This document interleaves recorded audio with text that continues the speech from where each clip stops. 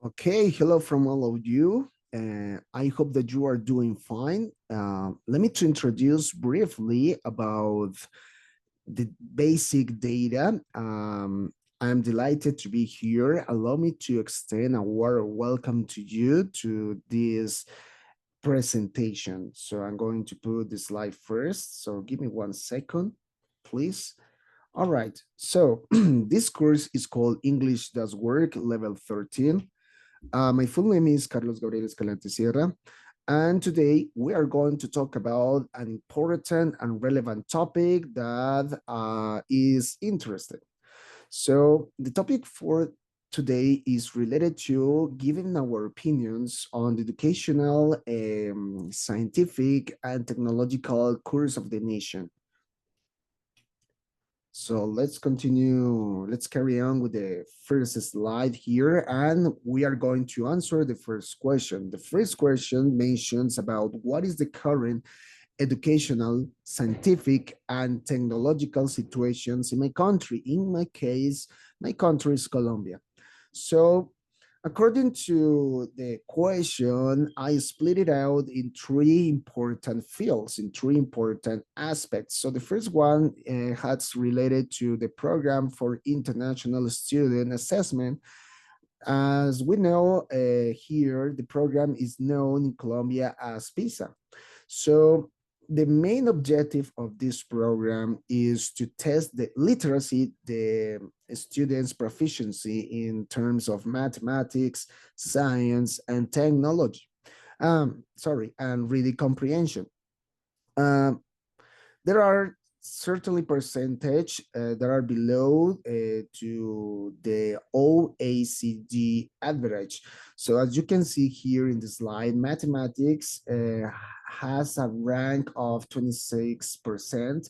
The science, it's about 24%, and the reading comprehension is 26% as well, like mathematicas too. So this is a big problem because it is below, or this is a not good percentage according to the OECD corporation.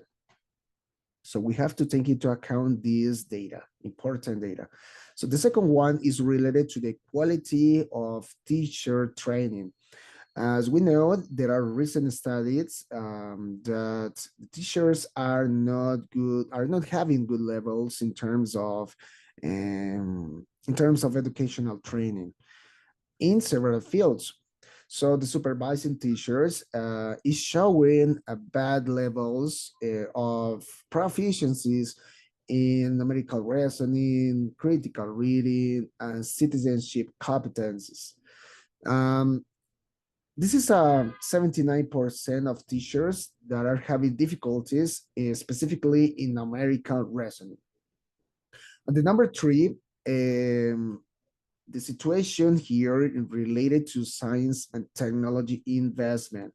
Colombia was ranked 66 in the Global Innovation Index in 2023. This is the recently and the last information related to the Colombia's ranked.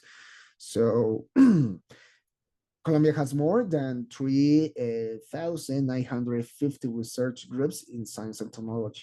So we have to improve in that aspect in order to go up or to be on the top of the ranked. Well, so let me to continue. I would like to continue to the next part. And this leads me to the point, the question number two, are the education, science, and technology a priority in my country? So I have three aspects here. The first one is related to the Colombia and the Latin American context. If we are going to talk about in Latin American context, yes, in our country, Colombia, we could say that is developed, the country, Colombia, is developed in financial markets, and it has certainly way a positive macroeconomic data. It is positive, it is positioned as one of the most relevant powers in American continent.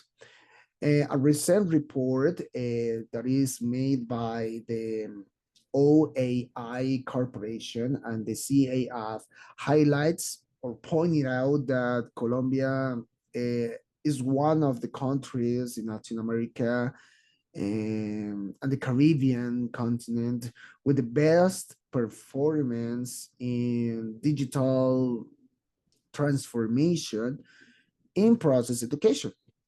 So the second aspect is related to the Colombians government's commitment to science, technology, and innovation.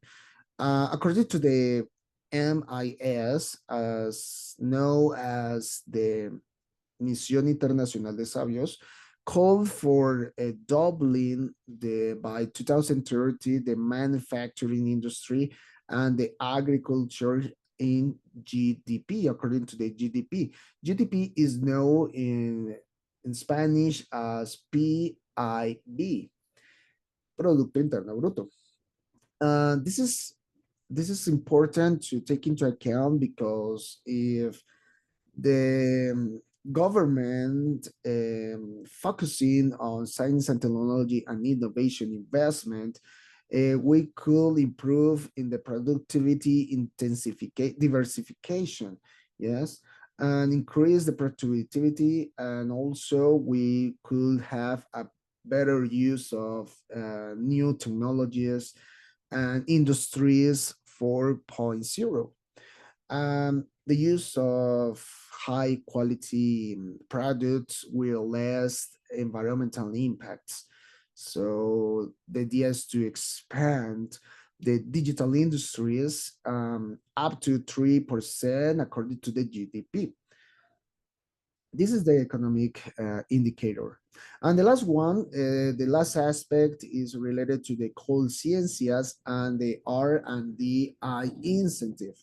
So currently, many countries or many corporations, Colombian companies, don't know or are not having knowledge related to this incentive.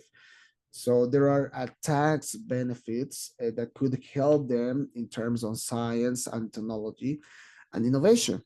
So this is a very nice instrument that pretends to find or to seek the supporting countries, communities.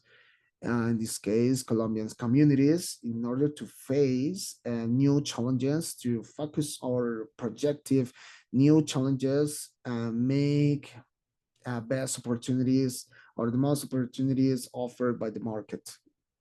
So this is a good positive aspect. If we could, if the government, the Colombia's government, pay attention to that important incentive, and the people who are immersed in those Colombian companies take advantage from them. All right, so turning this leads to me to the next question that is related to what would you do if I were in my hands to make the decisions about it? How can I help or contribute with that objective that we pretend to find? So there are some important aspects that I could take into account related to make the decisions, to make the best decision, and to improve or to enhance, to find the hands of those aspects of those important fields. So the first one is related to strengthening the national system of early care and education. Also, I would like to recover the students who drop out. I mean, to the students who are not studying or who are not immersed in the educational system, right? To generalize the technical secondary educational program. Yes, this is a work with the government by together. Yes, to complement the work. The government will finance basic and applied research to enhance its role in terms of technological innovation in the productivity sector and society as a whole. So it has related with the previous aspect in order to complement both of them. And the last one is to provide an ongoing training. It pretends to find and dignifying working conditions, improving those important aspects for the community mothers specifically and the early childhood educational teachers, right? So, well, that's all I have to say about this presentation. Thanks for watching. Thanks a bunch for staying here. And we will see you next opportunity. So goodbye.